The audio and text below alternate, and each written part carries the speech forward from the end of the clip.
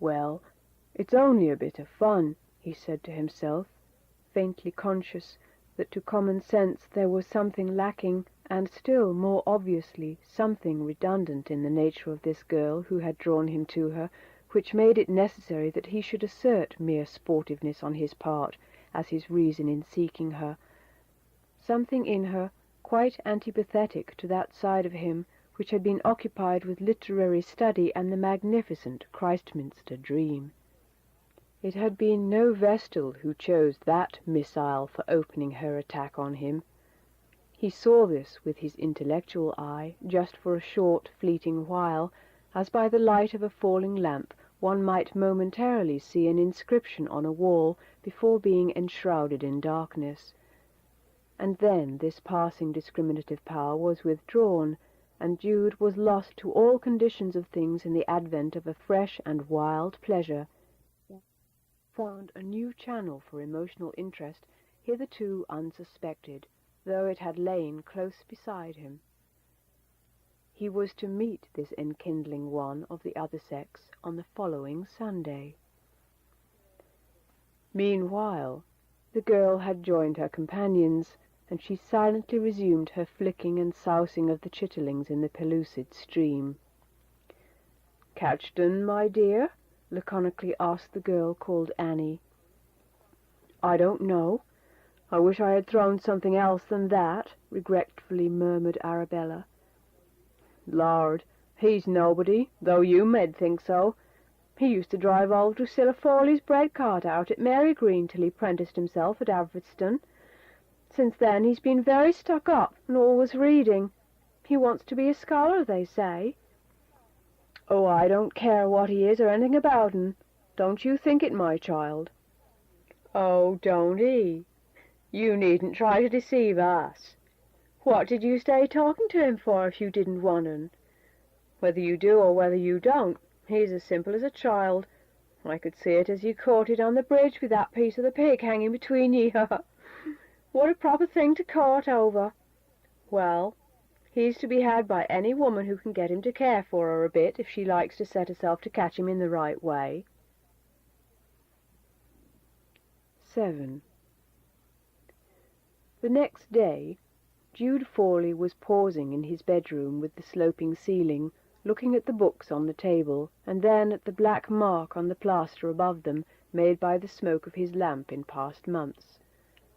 It was Sunday afternoon, 24 hours after his meeting with Arabella Donn. During the whole bygone week he had been resolving to set this afternoon apart for a special purpose, the re-reading of his Greek Testament, his new one, with better type than his old copy, following Griesbach's text as amended by numerous correctors, and with variorum readings in the margin. He was proud of the book, having obtained it by boldly writing to its London publisher, a thing he had never done before. He had anticipated much pleasure in this afternoon's reading, under the quiet roof of his great-aunt's house, as formerly, where he now slept only 2 nights a week. But a new thing, a great hitch, had happened yesterday in the gliding and noiseless current of his life, and he felt as a snake must feel who has sloughed off its winter skin and cannot understand the brightness and sensitiveness of its new one. He would not go out to meet her after all. He sat down, opened the book, and with his elbows firmly planted on the table and his hands to his temples began at the beginning. Pi Clini Diatheke. Had he promised to call for her? Surely he had.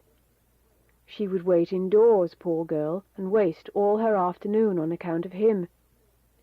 There was a something in her, too, which was very winning apart from promises. He ought not to break faith with her. Even though he had only Sundays and weekday evenings for reading, he could afford one afternoon, seeing that other young men afforded so many. After today, he would never probably see her again. Indeed, it would be impossible, considering what his plans were. In short, as if materially, a compelling arm of extraordinary muscular power seized hold of him, something which had nothing in common with the spirits and influences that had moved him hitherto. This seemed to care little for his reason and his will, nothing for his so-called elevated intentions, and moved him along as a violent schoolmaster a schoolboy he has seized by the collar, in a direction which tended towards the embrace of a woman for whom he had no respect, and whose life had nothing in common with his own except locality. Pi Clini Diathki was suddenly closed, and the predestinate Jude sprang up and across the room. Foreseeing such an event, he had already arrayed himself in his best clothes. In 3 minutes he was out of the house and descending by the path across the wide vacant hollow of corn ground which lay between the village and the isolated house of Arabella in the dip beyond the upland. As he walked, he looked at his watch. He could be back in 2 hours easily, and a good long time would still remain for him for reading after tea.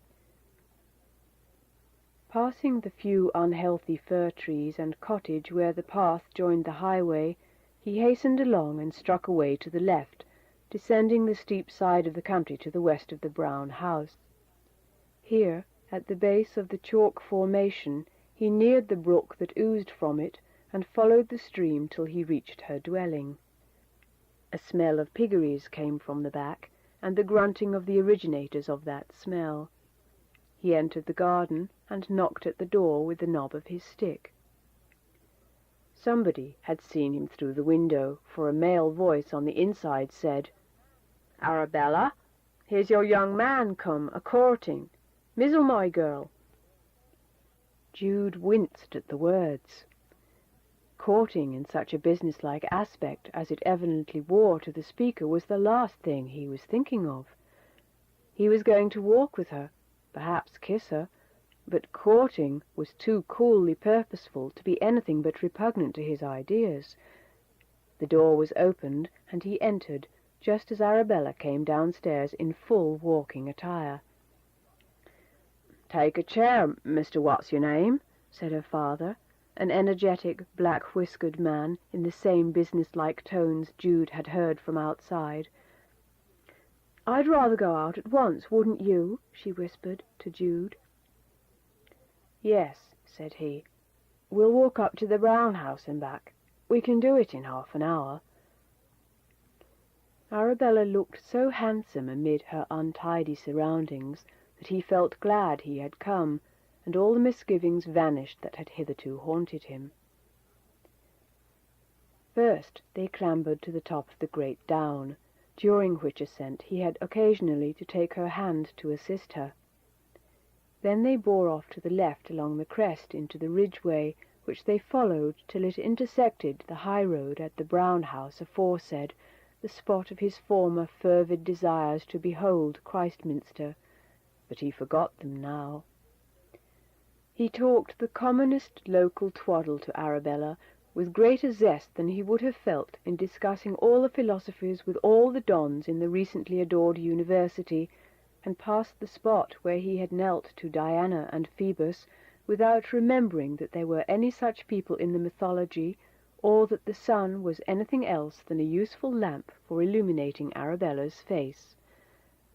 An indescribable lightness of heel served to lift him along, and Jude, the incipient scholar, prospective D.D., professor, bishop, or what not, felt himself honoured and glorified by the condescension of this handsome country wench in agreeing to take a walk with him in her Sunday frock and ribbons. They reached the brown house barn, the point at which he had planned to turn back. While looking over the vast northern landscape from this spot, they were struck by the rising of a dense volume of smoke from the neighbourhood of the little town which lay beneath them, at a distance of a couple of miles. "It is a fire," said Arabella. "Let's run and see it, do. It's not far." The tenderness which had grown up in Jude's bosom left him no will to thwart her inclination now, which pleased him in affording him excuse for a longer time with her. They started off down the hill almost at a trot, but on gaining level ground at the bottom, and walking a mile, they found that the spot of the fire was much further off than it had seemed. Having begun their journey, however, they pushed on, but it was not till 5 o'clock that they found themselves on the scene, the distance being altogether about 6 miles from Mary Green and 3 from Arabella's. The conflagration had been got under by the time they reached it, and after a short inspection of the melancholy ruins, they retraced their steps, their course lying through the town of Alfredston. Arabella said she would like some tea, and they entered an inn of an inferior class and gave their order. As it was not for beer, they had a long time to wait.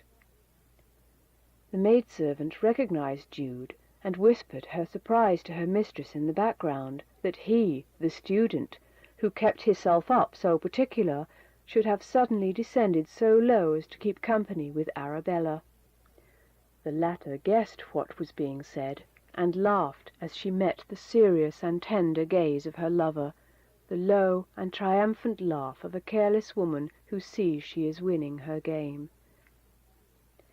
They sat and looked round the room, and at the picture of Samson and Delilah which hung on the wall, and at the circular beer stains on the table, and at the spittoons underfoot filled with sawdust. The whole aspect of the scene had that depressing effect on Jude which few places can produce, like a tap-room on a Sunday evening, when the setting sun is slanting in, and no liquor is going, and the unfortunate wayfarer finds himself with no other haven of rest. It began to grow dusk. They could not wait longer, really, they said. "Yet what else can we do?" asked Jude. "It is a 3-mile walk for you." "I suppose we can have some beer," said Arabella. "Beer? Oh, yes. I had forgotten that. Somehow it seems odd to come to a public house for beer on a Sunday evening." "But we didn't." "No, we didn't." Jude by this time wished he was out of such an uncongenial atmosphere, but he ordered the beer, which was promptly brought. Arabella tasted it. "Ugh," she said. Jude tasted. What was the matter with it? He asked. "I don't understand beer very much now, it is true. I like it well enough, but it is bad to read on, and I find coffee better. But this seems all right." "Adulterated. I can't touch it." She mentioned 3 or 4 ingredients that she had detected in the liquor beyond malt and hops, much to Jude's surprise. "How much you know," he said good-humouredly. Nevertheless, she returned to the beer and drank her share, and they went on their way. It was now nearly dark, and as soon as they had withdrawn from the lights of the town, they walked closer together, till they touched each other.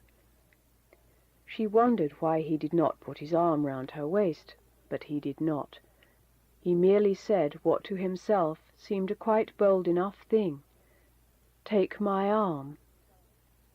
She took it, thoroughly up to the shoulder. He felt the warmth of her body against his, and putting his stick under his other arm, held with his right hand her right hand as it rested in its place. "Now we are well together, dear, aren't we?" he observed. "Yes," said she, adding to herself, "rather mild." "How fast I have become," he was thinking. Thus they walked till they reached the foot of the upland, where they could see the white highway ascending before them in the gloom. From this point the only way of getting to Arabella's was by going up the incline and dipping again into the valley on the right. Before they had climbed far, they were nearly run into by 2 men who had been walking on the grass unseen. "These lovers, you find 'em out of doors in all seasons and weathers. Lovers and homeless dogs only," said one of the men, as they vanished down the hill. Arabella tittered lightly. "Are we lovers?" asked Jude. "You know best." "But you can tell me?" For answer she inclined her head upon his shoulder. Jude took the hint, and encircling her waist with his arm, pulled her to him and kissed her. They walked now no longer arm in arm, but, as she had desired, clasped together. After all, what did it matter, since it was dark? Said Jude to himself. When they were halfway up the long hill, they paused, as by arrangement, and he kissed her again. They reached the top, and he kissed her once more. "You can keep your arm there if you would like to," she said gently. He did so, thinking how trusting she was. Thus they slowly went towards her home. He had left his cottage at 3:30, intending to be sitting down again to the New Testament by 5:30. It was 9 o'clock when, with another embrace, he stood to deliver her up at her father's door. She asked him to come in, if only for a minute, as it would seem so odd otherwise, as if she had been out alone in the dark. He gave way and followed her in. Immediately that the door was opened, he found, in addition to her parents, several neighbours sitting round. They all spoke in a congratulatory manner, and took him seriously as Arabella's intended partner. They did not belong to his set or circle, and he felt out of place and embarrassed. He had not meant this. A mere afternoon of pleasant walking with Arabella, that was all he had meant. He did not stay longer than to speak to her stepmother, a simple, quiet woman without features or character, and bidding them all good night, plunged with a sense of relief into the track over the down. But that sense was only temporary. Arabella soon reasserted her sway in his soul. He walked as if he felt himself to be another man from the Jude of yesterday.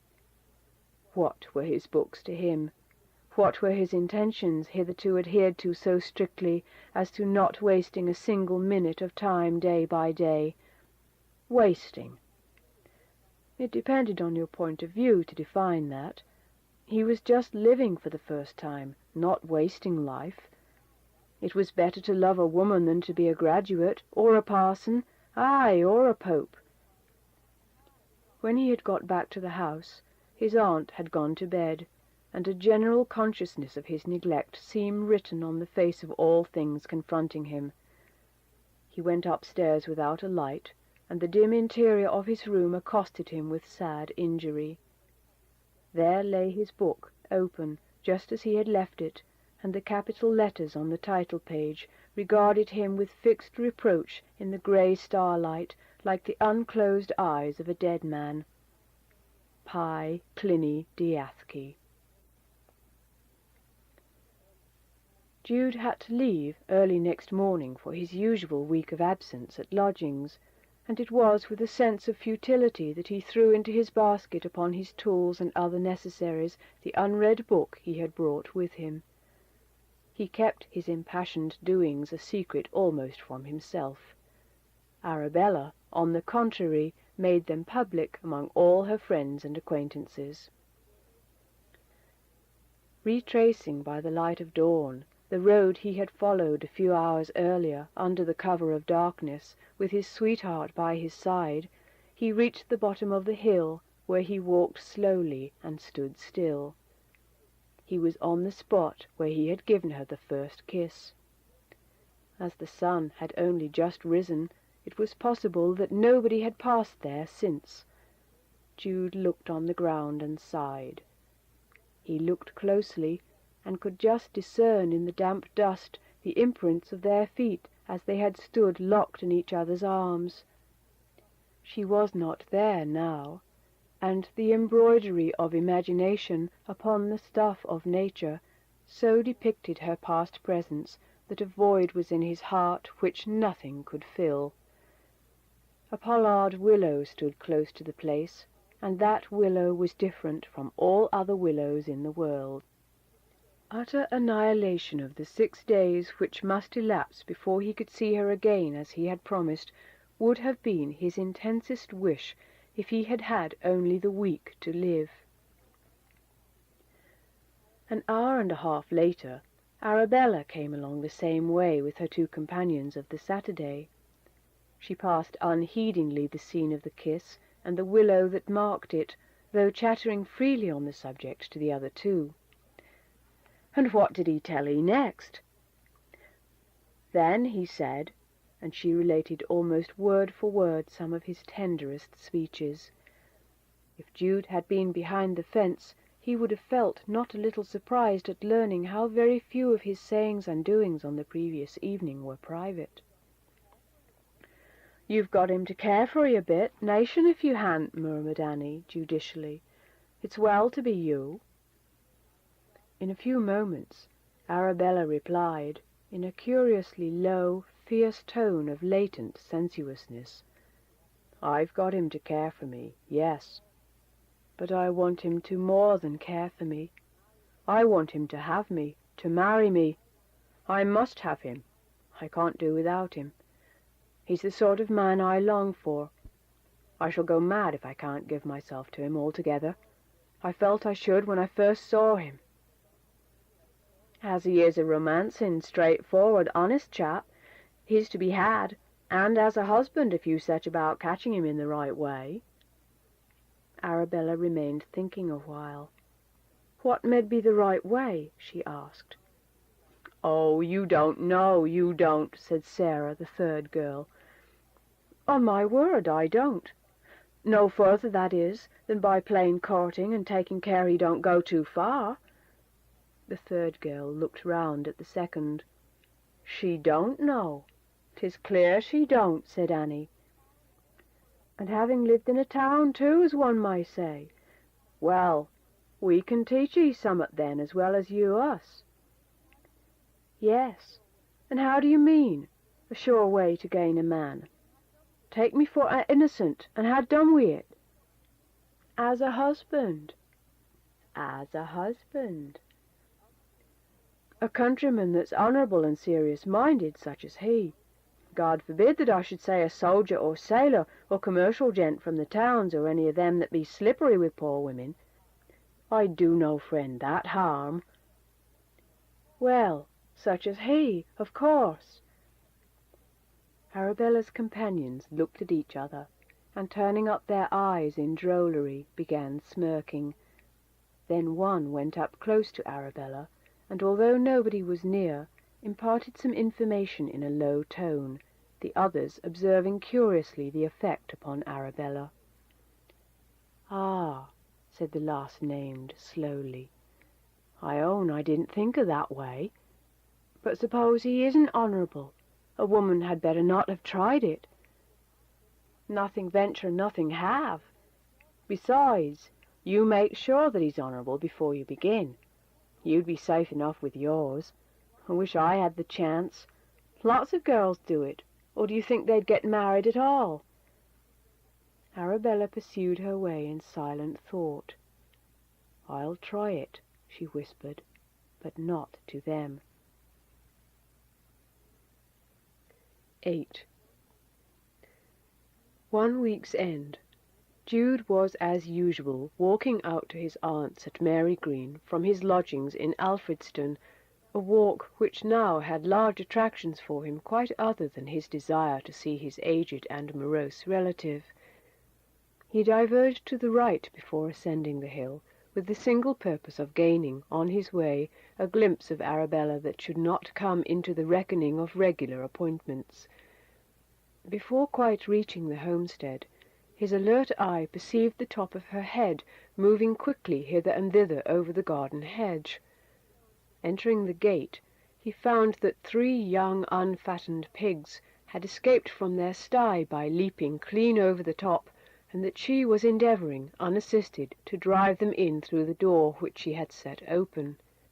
The lines of her countenance changed from the rigidity of business to the softness of love when she saw Jude, and she bent her eyes languishingly upon him. The animals took advantage of the pause by doubling and bolting out of the way. "They were only put in this morning," she cried, stimulated to pursue in spite of her lover's presence. "They were drove from Spade Holt Farm only yesterday, where father bought 'em at a stiff price enough. They're wanting to get home again, the stupid toads. Will you shut the garden gate, dear, and help me to get 'em in? There are no menfolk at home, only Mother, and they'll be lost if we don't mind." He set himself to assist, and dodged this way and that over the potato rows and the cabbages. Every now and then they ran together, when he caught her for a moment and kissed her. The first pig was got back promptly, the second with some difficulty, the third, a long-legged creature, was more obstinate and agile. He plunged through a hole in the garden hedge and into the lane. "He'll be lost if I don't follow him," said she. "Come along with me." She rushed in full pursuit out of the garden, Jude alongside her, barely contriving to keep the fugitive in sight. Occasionally they would shout to some boy to stop the animal, but he always wriggled past and ran on as before. "Let me take your hand, darling," said Jude. "You are getting out of breath." She gave him her now hot hand with apparent willingness, and they trotted along together. "This comes of driving 'em home," she remarked. "They always know the way back if you do that. They ought to have been carted over." By this time the pig had reached an unfastened gate admitting to the open down, across which he sped with all the agility his little legs afforded. As soon as the pursuers had entered and ascended to the top of the high ground, it became apparent that they would have to run all the way to the farmer's if they wished to get at him. From this summit he could be seen as a minute speck following an unerring line towards his old home. "It is no good," cried Arabella. "He'll be there long before we get there. It don't matter now we know he's not lost or stolen on the way. They'll see it is ours and send 'un back. Oh dear, how hot I be!" Without relinquishing her hold of Jude's hand, she swerved aside and flung herself down on the sod under a stunted thorn, precipitately pulling Jude onto his knees at the same time. "Oh, I ask pardon. I nearly threw you down, didn't I? But I'm so tired." She lay supine and straight as an arrow on the sloping sod of this hilltop, gazing up into the blue miles of sky, and still retaining her warm hold of Jude's hand. He reclined on his elbow near her. "We've run all this way for nothing," she went on, her form heaving and falling in quick pants, her face flushed, her full red lips parted, and a fine dew of perspiration on her skin. "Well, why don't you speak, dearie?" "I'm blown too. It was all uphill." They were in absolute solitude, the most apparent of all solitudes, that of empty surrounding space.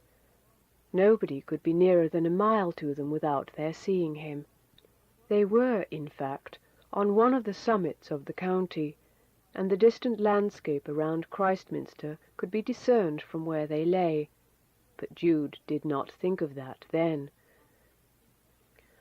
"Oh, I can see such a pretty thing up this tree," said Arabella. "A sort of a caterpillar of the most loveliest green and yellow you ever came across." "Where?" said Jude, sitting up. "You can't see him there. You must come here," said she. He bent nearer and put his head in front of hers. "No, I can't see it," he said. "Why, on the limb there, where it branches off, close to the moving leaf, there." She gently pulled him down beside her. "I don't see it," he repeated, the back of his head against her cheek. "But I can, perhaps, standing up." He stood accordingly, placing himself in the direct line of her gaze. "How stupid you are," she said crossly, turning away her face. "I don't care to see it, dear. Why should I?" he replied, looking down upon her. "Get up, Abby." "Why?" "I want you to let me kiss you. I've been waiting ever so long." She rolled round her face, remained a moment looking deedily aslant at him, then with a slight curl of the lip sprang to her feet, and exclaiming abruptly, I must mizzle," walked off quickly homeward. Jude followed and rejoined her. "Just one," he coaxed. "Shan't," she said. He, surprised. "What's the matter?"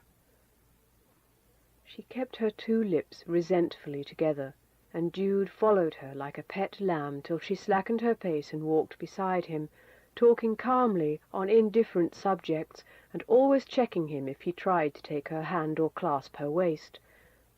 Thus they descended to the precincts of her father's homestead, and Arabella went in, nodding good-bye to him with a supercilious, affronted air. "I expect I took too much liberty with her somehow," Jude said to himself, as he withdrew with a sigh and went on to Mary Green. On Sunday morning, the interior of Arabella's home was, as usual, the scene of a grand weekly cooking, the preparation of the special Sunday dinner. Her father was shaving before a little glass hung on the mullion of the window, and her mother and Arabella herself were shelling beans hard by. A neighbour passed on her way home from morning service at the nearest church, and seeing John engaged at the window with the razor, nodded and came in. She at once spoke playfully to Arabella. "I seed 'ee running with un, I hope 'tis coming to something." Arabella merely threw a look of consciousness into her face without raising her eyes. "He's for Christminster, I hear, as soon as he can get there." "Have you heard that lately, quite lately?" asked Arabella, with a jealous, tigerish indrawing of breath. "Oh, no, but it has been known a long time that it is his plan. He's only waiting here for an opening. Ah, well, he must walk about with somebody, I suppose. Young men don't mean much nowadays. 'Tis a sip here and a sip there with 'em. 'Twas different in my time."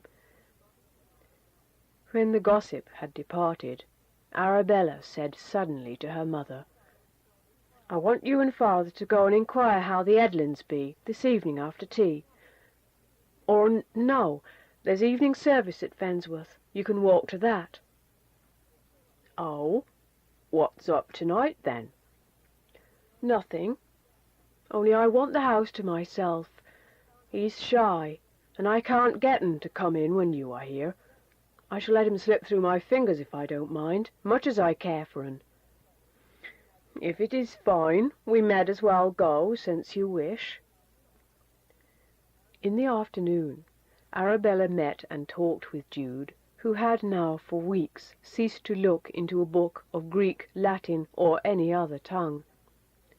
They wandered up the slopes till they reached the green track along the ridge, which they followed to the circular British earth bank adjoining, Jude thinking of the great age of the trackway, and of the drovers who had frequented it, probably before the Romans knew the country. Up from the level lands below them floated the chime of church bells. Presently they were reduced to one note, which quickened and stopped. "Now we'll go back," said Arabella, who had attended to the sounds. Jude assented. So long as he was near her, he minded little where he was. When they arrived at her house, he said lingeringly, "I won't come in. Why are you in such a hurry to go in tonight? It's not near dark." "Wait a moment," said she. She tried the handle of the door and found it locked. "Ah, they're gone to church," she added, and searching behind the scraper, she found the key and unlocked the door. "Now, you'll come in for a moment?" she asked lightly. "We shall be all alone." "Certainly," said Jude with alacrity, the case being unexpectedly altered. Indoors they went. Did he want any tea? No, it was too late. He would rather sit and talk to her. She took off her jacket and hat, and they sat down, naturally enough, close together. "Don't touch me, please," she said softly. "I am part eggshell, or perhaps I had better put it in a safe place."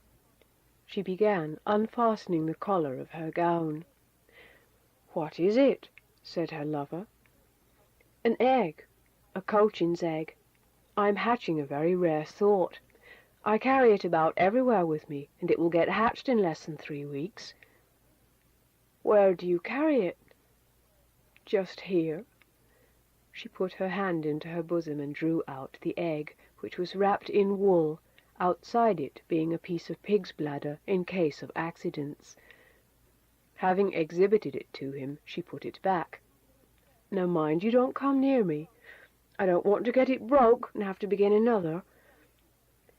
"Why do you do such a strange thing?" "It's an old custom. I suppose it is natural for a woman to want to bring live things into the world." "It is very awkward for me just now," he said, laughing. "It serves you right. There, that's all you can have of me." She had turned round her chair, and reaching over the back of it, presented her cheek to him gingerly. "That's very shabby of you." "You should have catched me a minute ago when I had put the egg down. There," she said defiantly, "I am without it now." She had quickly withdrawn the egg a second time, but before he could quite reach her she had put it back as quickly, laughing with the excitement of her strategy. Then there was a little struggle, Jude making a plunge for it and capturing it triumphantly.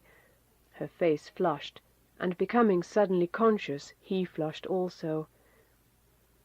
They looked at each other, panting, till he rose and said, "One kiss, now I can do it without damage to property, and I'll go." But she had jumped up too. "You must find me first," she cried. Her lover followed her as she withdrew. It was now dark inside the room, and the window being small, he could not discover for a long time what had become of her, till a laugh revealed her to have rushed up the stairs, whither Jude rushed at her heels. 9. It was some 2 months later in the year, and the pair had met constantly during the interval. Arabella seemed dissatisfied. She was always imagining and waiting and wondering. One day she met the itinerant Vilbert. She, like all the cottagers thereabout, knew the quack well, and she began telling him of her experiences. Arabella had been gloomy, but before he left her she had grown brighter. That evening she kept an appointment with Jude, who seemed sad. "I am going away," he said to her. "I think I ought to go. I think it will be better both for you and for me. I wish some things had never begun. I was much to blame, I know, but it is never too late to mend." Arabella began to cry. "How do you know it's not too late?" she said. "That's all very well to say. I haven't told you yet." And she looked into his face with streaming eyes. "What?" he asked, turning pale. "Not—" "Yes, and what shall I do if you desert me?" "Oh, Arabella, how can you say that, my dear? You know I wouldn't desert you." "Well, then—" "I have next to no wages as yet, you know, or perhaps I should have thought of this before. But of course, if that's the case, we must marry. What other thing do you think I could dream of doing?" I thought, dearie, perhaps you would go away all the more for that, and leave me to face it alone." "You knew better. Of course, I never dreamt 6 months ago, or even 3, of marrying. It is a complete smashing up of my plans. I mean my plans before I knew you, my dear. But what are they after all? Dreams about books and degrees and impossible fellowships and all that. Certainly we'll marry. We must." That night he went out alone and walked in the dark, self-communing. He knew well, too well, in the secret centre of his brain, that Arabella was not worth a great deal as a specimen of womankind. Yet, such being the custom of the rural districts among honourable young men who had drifted so far into intimacy with a woman as he unfortunately had done, he was ready to abide by what he had said and take the consequences. For his own soothing, he kept up a facetious belief in her. His idea of her was the thing of most consequence, not Arabella herself, he sometimes said laconically. The banns were put in and published the very next Sunday. The people of the parish all said what a simple fool young Fawley was. All his reading had only come to this, that he would have to sell his books to buy saucepans. Those who guessed the probable state of affairs, Arabella's parents being among them, declared that it was the sort of conduct they would have expected of such an honest young man as Jude in reparation of the wrong he had done his innocent sweetheart. The parson who married them seemed to think it satisfactory too. And so, standing before the aforesaid officiator, the two swore that at every other time of their lives, till death took them, they would assuredly believe, feel, and desire precisely as they had believed, felt, and desired during the few preceding weeks. What was as remarkable as the undertaking itself was the fact that nobody seemed at all surprised at what they swore. Fawley's aunt being a baker, she made him a bride cake, saying bitterly that it was the last thing she could do for him, poor silly fellow, and that it would have been far better if, instead of his living to trouble her, he had gone underground years before with his father and mother. Of this cake Arabella took some slices, wrapped them up in white note-paper, and sent them to her companions in the pork-dressing business, Annie and Sarah, labelling each packet, "In remembrance of good advice." The prospects of the newly married couple were certainly not very brilliant, even to the most sanguine mind. He, a stonemason's apprentice, 19 years of age, was working for half wages till he should be put out of his time. His wife was absolutely useless in a town lodging, where he at first had considered it would be necessary for them to live, but the urgent need of adding to income in ever so little a degree caused him to take a lonely roadside cottage between the Brown House and Mary Green, that he might have the profits of a vegetable garden, and utilize her past experiences by letting her keep a pig. But it was not the sort of life he had bargained for, and it was a long way to walk to and from Alfredston every day. Arabella, however, felt that all these makeshifts were temporary. She had gained a husband, that was the thing, a husband with a lot of earning power in him for buying her frocks and hats when he should begin to get frightened a bit, and stick to his trade, and throw aside those stupid books for practical undertakings. So to the cottage he took her on the evening of the marriage, giving up his old room at his aunt's, where so much of the hard labour at Greek and Latin had been carried on. A little chill overspread him at her first unrobing. A long tail of hair, which Arabella wore twisted up in an enormous knob at the back of her head, was deliberately unfastened, stroked out, and hung upon the looking-glass which he had bought her. "What, it wasn't your own?" he said, with a sudden distaste for her. "Oh, no, it never is nowadays with the better class." "Nonsense! Perhaps not in towns, but in the country it is supposed to be different. Besides, you've enough of your own, surely." "Yes, enough as country notions go, but in town the men expect more, and when I was a barmaid at Albrickham—" "Barmaid at Albrickham?"